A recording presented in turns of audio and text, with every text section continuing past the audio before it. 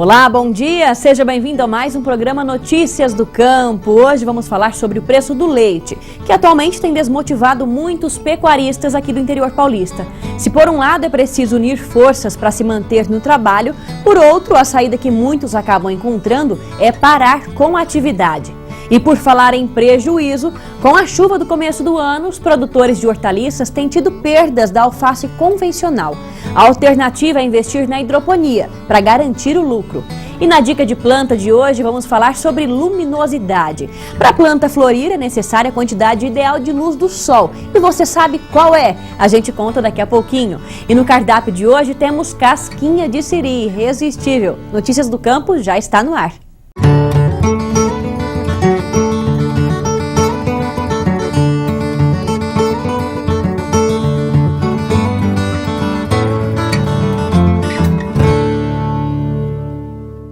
Começamos o programa de hoje falando dos pecuaristas da região de Votuporanga que estão buscando alternativas para continuar na atividade leiteira.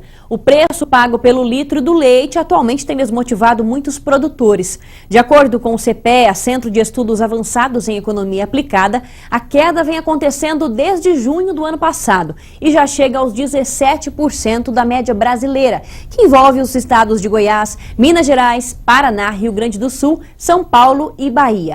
Aqui no interior paulista, em Paris, por exemplo, quem faz parte de uma associação ganha em média 80 centavos pelo litro do leite, enquanto que o valor do mercado gira em torno de 60 centavos.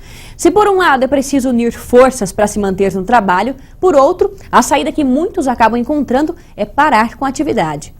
Essas foram as últimas vacas que seu Antônio manteve na ordenha mecânica. Continuar na atividade leiteira tem se tornado difícil para o pecuarista. Um dos motivos é o baixo preço do leite. Há 2 anos ele recebia R$ 1,19 pelo litro e hoje R$ 1,04. Manter os custos para a produção não tem compensado. O diesel era R$ 2,00. O adubo era R$ 1.200. Hoje eu recebo R$ 1,04 o litro de leite. O diesel é R$ 2,70. O adubo é R$ 1.800. Hoje eu não tenho mais assistência que tinha da Sebrae. A Sebrae da assessoria mandava um agrônomo e mandava um veterinário com ultrassom para ajudar a gente. Desistiram tudo, abandonaram a gente. E sem contar a energia que a gente tinha, a irrigação, e agora com a seca que teve esse ano, a gente já optou para parar. Motivos suficientes para que seu Antônio diminuísse também o número de animais, de 50 para 30 vacas leiteiras. A saída foi desistir da atividade, que já dura 9 anos, e mudar para o confinamento de vacas a pasto para comercialização. Aqui já são 25. O que fica é a dúvida se o investimento é certo ou não daqui para frente. É toda aquela indecisão, para vender, você tem que achar que se está em baixa, ninguém quer, todo mundo está na mesma situação.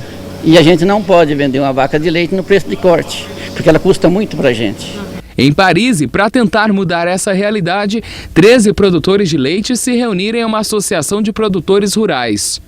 A associação surgiu em 93, mas foi a partir de 2013 que ela ganhou ainda mais força e fez com que os produtores rurais conquistassem ainda mais o mercado na região e a valorização do produto. A gente realmente reuniu os produtores e arregaçamos as mangas e vamos partir para um trabalho de cooperativismo, né? Com isso a gente ganhou volume de leite, os produtores ganhou volume e consequentemente o preço, né, aumentou. Aumenta o volume, aumenta o preço. E também a força na hora de comprar os insumos, que a gente compra num volume maior, o preço também é melhor. Hoje, o produtor da associação ganha livre pelo litro do leite, em média cerca de 80 centavos, enquanto que no mercado o preço pago é um pouco menor, em torno de 60 centavos. Alessandro tem a propriedade há 7 anos. Hoje produz mais de 300 litros de leite diariamente, com 18 vacas. Faz parte da associação há 2 anos e já tem percebido a vantagem em se unir. A união faz a força, né? Então, você unindo, você consegue comprar algumas coisas com preço menor e você consegue vender melhor o produto. Cerca de 70% do que Alessandro ganha aqui é investido na produção. O peso da compra de mercadorias como insumos seria ainda maior se não comprasse em conjunto. Por isso, a alternativa também é indicada por esse agrônomo, que lembra da influência do dólar sobre vários produtos empregados no dia a dia dos produtores. Comprando em grupo, pode sair mais barato. Aqui na nossa região, se a gente não começar a trabalhar em cooperativa, associação, vai ficar difícil para o produtor, né? Então, sempre junto e coletivamente, o produtor sempre vai crescer, sempre vai ter algum resultado. Agora, o cara ficar sozinho vai ser muito difícil na nossa região aqui. E para quem vive da terra, a previsão não é tão boa para este ano. Com a alta dos juros e também a variação do dólar, os produtores podem terminar 2015 ainda mais desanimados se não buscarem alternativas como a deste grupo de Parise. Vai ser um ano difícil, vai sobreviver mesmo quem tiver agrupado, quem tiver procurando buscar uma melhor venda do produto. É realmente uma situação preocupante. E essa baixa do preço é influenciada por vários fatores. O clima, como a estiagem prolongada, o alto valor dos insumos e também as chuvas abaixo do normal em grande parte do país, que dificultaram a recuperação das pastagens.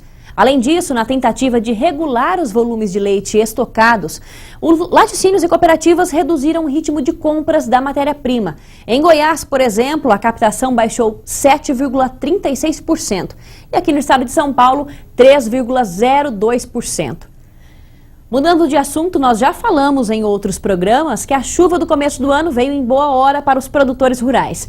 Só que nessa época é preciso cuidado redobrado para o cultivo de hortaliças a céu aberto. Um produtor de alface aqui de Votuporanga tem tido perdas por conta disso. E a alternativa foi investir em tecnologia, a hidroponia. Na propriedade de 2 hectares são cultivados mais de 15 produtos. Um deles é a alface. Aqui tem a verdura de 2 variedades, a convencional de terra e a hidropônica. Em 2 estufas são produzidas cerca de 20 mil pés da alface hidropônica por mês. Já a de terra são mais de 40 mil pés mensal. Devido às fortes chuvas, o produtor tem tido prejuízo no cultivo da alface de terra. Ele acaba perdendo cerca de 30 mil pés por mês. A chuva é muito forte, ela destrói a planta, machuca a planta e leva embora os nutrientes e 70% de prejuízo. Então, quando chove muito forte, o prejuízo é muito grande. Nessa época do ano, os produtos cultivados em campo aberto são os mais prejudicados. No caso da alface, não é diferente. Como a folha é muito sensível, a água da chuva em excesso causa vários problemas. E no cultivo de estufa, a planta fica protegida e tem uma melhor qualidade. Nesse período do ano, que é um período chuvoso, seria mais indicado o cultivo protegido para as folhosas também, não só em alface, né? Todas as folhosas, um cultivo protegido seria com maior benefício aí. E é no cultivo da alface hidropônica que ele tem retorno. A produção aqui é garantida. A hidroponia ela é protegida, né? Então não depende de terra, de solo, nada, é só na água.